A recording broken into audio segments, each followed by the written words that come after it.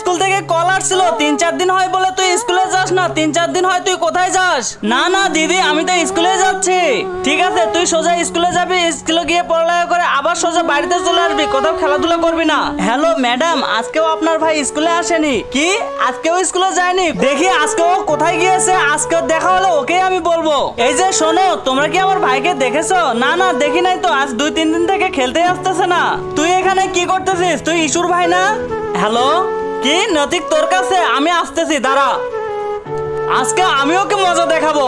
কিন্তু তার আগে তোমার কাছে কোনটা সব থেকে বেশি দামি, 1 বস্তা টাকা নাকি মা বাবা? যদি মা বাবা হয় ভিডিওতে একটি লাইক করে চ্যানেলটা সাবস্ক্রাইব করে দিও। লাইক সাবস্ক্রাইব যদি তুমি না করো তাহলে আমি বুঝে নেব তুমি মা বাবাকে একটুও ভালোবাসো না। কোথায় আমার ভাই? এই যে তোর ভাই।